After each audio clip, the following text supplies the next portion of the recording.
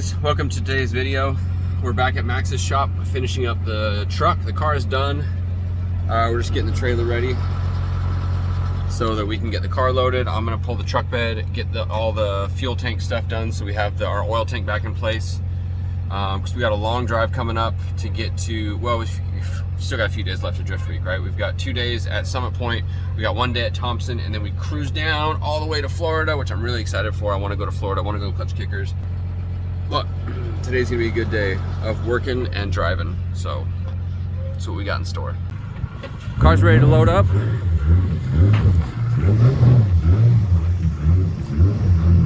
I wish the car ran on propane, we'd be set.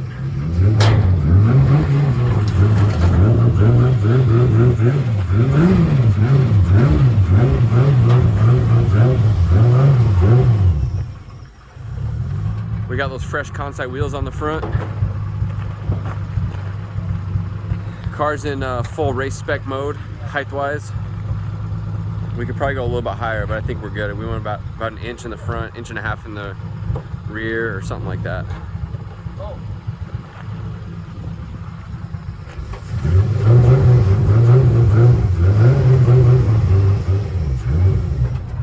And then I forgot about this, but in order to get the bed off the truck, obviously we have to use the lift, right? We have to get this back in place underneath the back, so we gotta take the bed off, which isn't too hard, but with the dualies on, we can't fit past the lift, so we have to take the outer dualies off, which is gonna make, it's not that hard, but it's just more work. And I thought this was gonna be really easy, but it's just gonna be a little bit more work. Look at that fancy bit that Max has got ready to go in that Corvette. That's sick.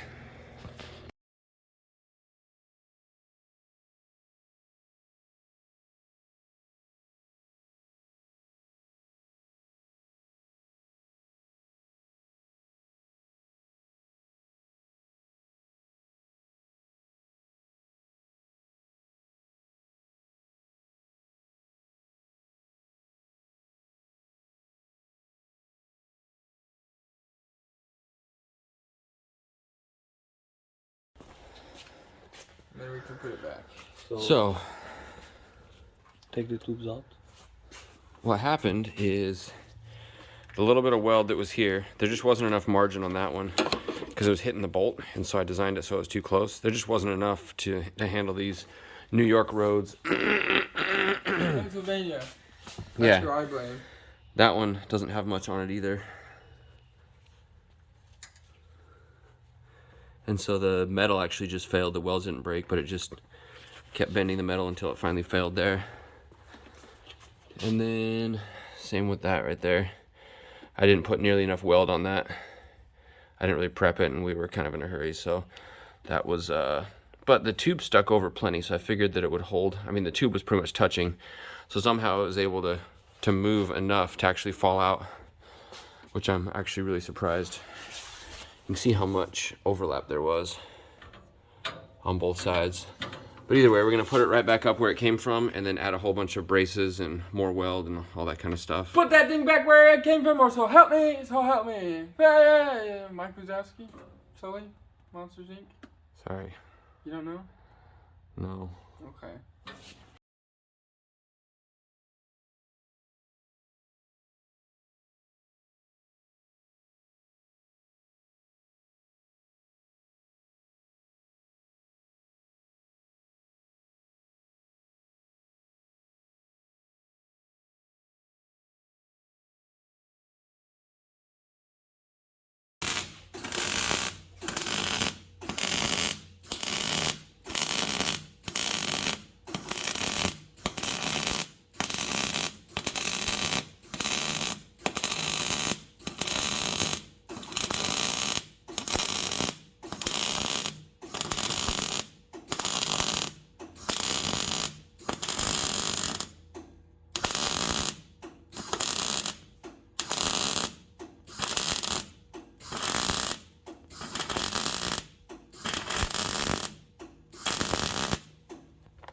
Oh, Looks good. getting deep. So we built these brackets here that basically, you see how much, there wasn't much margin. And I think there's a reason I did. I was trying to avoid those bolts, which was stupid because it ended up failing. So now we did, let's see if I can see it good. It's not a light, there we go. It's a tape measure. Use some angle iron to bridge that gap there and make it a little bit stronger and give it some more material to bite onto the frame. So that should work out really well. Oh wait! He made these, nobody else. Brandon made those. Brandon made those. Brandon. This guy. Yeah, that guy. So you can't say he didn't do anything. Didn't do anything. You filmed everything did that. So I think that's going to hold a lot better. In the front part of the tank, I don't think there was actually a problem. It just wasn't welded very well, which made it really easy for it to come apart when it did come apart. But since we got some strength on the back of the tank now, I think the front won't be an issue. So we'll just weld it a little bit better this time, and I think everything will hold up. I think as far as holding the weight and all that stuff, there was no problem. It was just so much bouncing around that it couldn't handle with the very little margin that we had here welded to the frame. Look at these. That's cool. We need to tighten those up.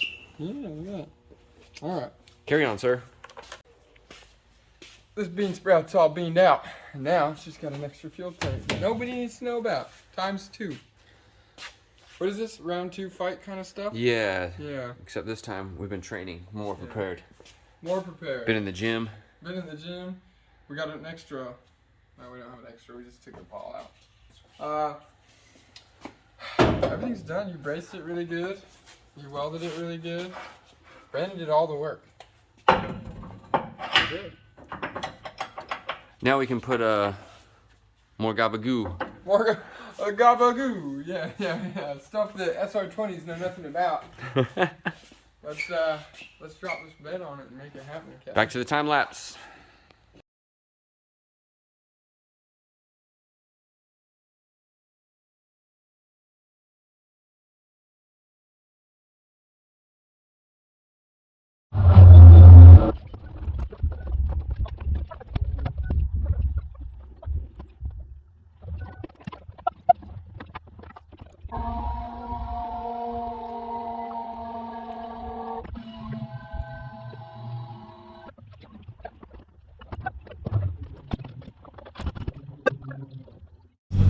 We finished up all our work at Max's shop. We got the tank back in the truck and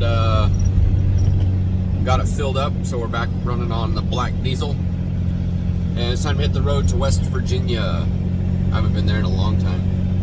I think it's a beautiful state.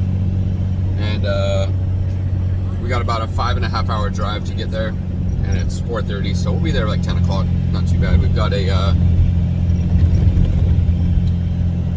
super nice Airbnb that Brian booked for us, so hopefully tomorrow makes for a good track day. But as for the rest of today, it's going to be kind of a boring drive. We find ourselves once again on the side of the freeway. How far did we make it? Not very far. There's oil everywhere on everything. Absolutely everywhere. It's just so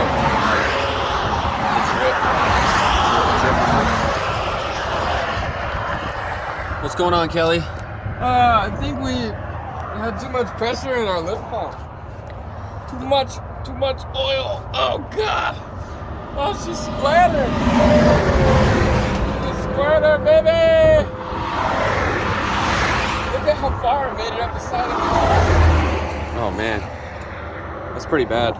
I saw smoke for a while, like bad stuff was happening. Oh, good heavens. I'm just trying to reseal it. Alright. Is the gasket on there? Yep. It's the same as last time. He just blows the gasket out. Let me see if this other filter will fit that I have. If it'll thread on. It's meant for the other pump. The air dog?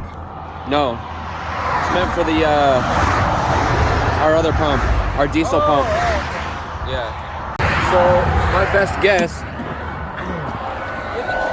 best guess is that the filter is plugged up, and we probably should have changed it already. We've put probably like 5 or 6 gas tanks worth of dirty oil through there, and that filter's doing a good job. It's not letting it get up to the injectors, but I think what we need to do is just be swapping that filter more frequently. So my guess is if the filter's plugged up, it's going to back up in line, and it's going to cause a high pressure condition, and that's probably blowing that O-ring out. So hopefully if we just change the filter, this will be good. But we got to be able to drive to go get a filter now. We left a huge mess on the freeway. It's okay. So I can see it in the mirror. Come on, focus. Yeah. Oil all the way back there. Diesel. I switched off of oil a minute ago and went to diesel. But like down the middle of the highway, I could see streaks and the tire lines and everything behind us, because that oil was just getting on the wheels and tires and just making problems. So we got it figured out. We're back on the road, and we're really close to this rest area, which also happens to be a truck inspection area. So we could have just stopped in there and let the state do the inspecting for us and figure out what's wrong with it. I'm sure they'd have a heyday with that one, huh? Yes, fine. To jail. Good old New York style. Oh, dude. Do it somewhere else. That's all I can hear. Yeah, do it somewhere else. You gotta tell them that story eventually. It's the season opener at the local round track. We should just drop the car off there and win some money. Screw with their points championship. Dang, there's a lot of haulers down there. This is a big track here. Orange County Fair Stadium. This is like there's a lot of people there. SD track. Imagine if we could get a turnout like this at a drift event without the help of Adam.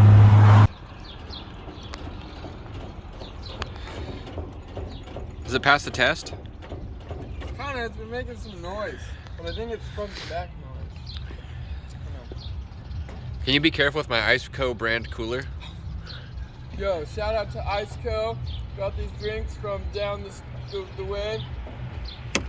So I was going to talk about the trailer incident when my trailer broke, and basically I had this whole idea. I was going to tell you guys about what happened and all that stuff, but the long of the short is I had some people in the comments say that it was irresponsible and that we knew better and whatever, and like I can't really argue that, right? We could have done a better job for sure, but when we were leaving on the trip, it's even in the videos and everything. We went through the trailer, we changed an axle, we checked all the bearings. I've been maintaining this trailer really well. We actually welded a bunch of cracks that were in the trailer in other spots, and so I did my due diligence to make sure that the trailer was solid. If I had not done that, that would be very irresponsible. What I said, I kind of said in haste in the video where I said that we looked at the trailer hitch and considered bracing it and reinforcing it, and I didn't, right? And I guess in that way you could say that was irresponsible, but I was going on the fact that I had gone tens of thousands of miles with tons of weight in this trailer and never had an issue, right? So I had this false sense of security that there was nothing actually wrong with it and that it could handle the load that was on it. And that's where I gambled and I was wrong. And really that's the lesson I have to learn, right? Every time someone makes a mistake, they should learn a lesson. Really, one mistake should teach 100 lessons. If you can't learn multiple lessons from one mistake, you're probably not doing a good job extrapolating from that situation to apply what could be learned to other situations. But the fact of the matter is, if you try and cover your mistakes and pretend like it didn't happen, or try and hide your mistakes and make people think that you never do anything wrong, you're only doing yourself a disservice by not learning and growing as a human being and gaining experience and knowledge from those mistakes.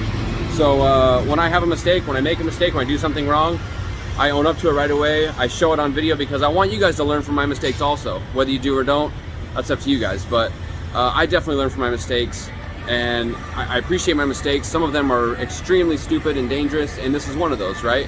And I take responsibility for what happened. But I don't say that it was extremely irresponsible. I took what would you call it? That I took a risk knowing that there was a likelihood of failure, right? I fell for this trap that since nothing had gone wrong, that it was okay, and it was a stupid trap to fall for, and that's the lesson I learned from that. But that's it from today's video, guys. Thank you. We're taking the rest of the drive to West Virginia tomorrow, Summit Point. The day after Summit Point is supposed to be really awesome. I'm excited for it. No more snow, no more bad weather. Good driving, good vibes, good weather. I'm excited. I'm getting the car ready for clutch kickers, and I want to make sure that everything's solid with the clutch, with the new ride height. We're going to get the alignment dialed, make sure the car is gripped up, competitive, and ready to go for clutch kickers. We'll see you guys on the next one. Thanks for watching. Like, subscribe, and stay tuned. I also wanted to add, I'm super glad certain things happen in life because you get to meet certain people, and this situation allowed us to meet Rob, and what a great guy, what a great experience, what a great opportunity to run across him. Listen to his story. I'm gonna leave it right here about what he thought when we rolled up to his house at 9 p.m. Enjoy. All right, so we were talking about when I called you at 9 p.m. 2 days ago, right? Yeah. Is that what it Monday. was? All right, tell me Monday night, 9 p.m. what went through your mind when you I saw get a call at 9 p.m. and it's all capital letters from Utah. I'm in PA. Now, we all know, we all get a million spam calls every day, right? Well, I'm thinking it's spam. It's 9 o'clock at night. My wife's like, do not answer that. I was like, okay, I won't. So I didn't answer. Well, then shortly after that, I get a text from that same number and saying, hey, we're broke down. I need a little help. So I was like, well, shit, they're on the side of the road. Let me just text them, tell them I'm not mobile. I can't fix this shit. So we fixed his stuff, or he calls me. I call him up. I text him. I say, I'm not mobile. I call him and I said, hey, what's the situation? And he tells me the situation. Poor guys are up on the road here. They're about, 4 or 5 miles away, something like that. And I said, listen, if you can limit it to my house, we can work something, we can figure something out. Well, he said, I'm on my way. I'm doing 4 or 5 mile an hour. I'll be there shortly. I'm like, okay, cool. So I dress my ass up and I come out here and I'm standing out here, pouring rain, snowing and raining, right? Right? Am I lying or am I dying? No. Snowing, raining, carrying on like crazy. And next thing you know, I see them come down the thing and they turn the corner and that bitch broke slap off. It just broke right off. You could hear it, huh? I heard it from way down here. I heard it. It broke off right there where the feet prints are. That's where it broke. So Brandon managed to get it going, get it down the road. Only wrecked about $1,000 worth of grass. It's cool. It's cool. You know, I'll deal with that in the summertime. But he gets it down here, and gotta love these guys, man. They worked hard. These 3 guys jumped out of this truck, and I mean, they went to town on this thing. We jumped in, we figured out what was wrong with it. I was definitely not fixing it tonight because it was trashed. It was broken off, totally slap out, no gonna help it. And these 3 gentlemen were the most polite and appreciative people I've ever met in my entire life, being their age. Because you see I'm old, right? And we worked to get it done. They dumped off the car. They got some tires, threw it in the truck. Said, can we leave it? Yeah, you can leave it. You're going to need to leave it because I can't fix it today. So anyway, I fixed it. It's cherry. It's good. Let's get them through the rest of their trip. And I'll tell you what, all you fans of Brandon Whitnick out there, make him buy a new coupler, all right? I want you all to say, spend $300, buy a new coupler, all right? No, tell me what you said when you first saw the car rolling up on the trailer. What was your first thought? Oh my God, I thought you were H2O, bro. Honest to God. Anybody from my area, we have a place down in Ocean City. Ocean City, H2O people are known for being douchebags. Yep. Okay, bottom line. And I saw the car in the back of the trailer, and I honestly thought, holy shit, I'm helping out an H2O guy. So, again, I had no idea who Brandon was. I had no idea about drifting, none of that shit. So I'm just thinking I'm helping some random kid on the side of the road, you know. And to be quite honest, I was a little butthurt that I'm helping an H2O guy. And then I went in the house and I actually watched the videos, which I would go to Brandon Whitnick, check it out. Well, you're actually there. You're watching it. Yeah. But, yeah, I was a little weirded out that I was helping an H2O guy. But to find out when I go in the house and I watch all the videos and I'm turned flip upside down about, okay, so drifters aren't gay guys that spin around in circles in a parking lot. You guys are badasses. I'm all about it. Cool. God love you. Thank you. Thanks so much for your help. Yep. I'm glad we met you. Yo. Thanks My for boy, getting us out bro. of a jam. My Yep. boy. hopefully we don't ever find you in the same situation in this part of I Pennsylvania. hope not either, but if you we'll end up keep in in this, if you don't come see me when you're in this part of Pennsylvania, I will be butthurt. Okay. Well, if he Okay. have the trailer, he's gonna come back. Oh, he's gonna need to come back. No, here. he's not come back He's because gonna- he have the same. He's He have gonna, the same. he's He's gonna have gonna the buy same another one. one. Oh no, if he has So, the same one, he remembers that I'll if he buy came him here- another one. I'll buy him another one and have it ready. when he Maybe gets maybe it. he came here. Yeah. Well, when it messes up next time you come to Poconos, I'll have a new one ready for you, bro. We'll just slap the old Just one out, ready to slap go. the new one in, Yeah. bing bang boom, we're good. All right, thank you. Kind of how we roll.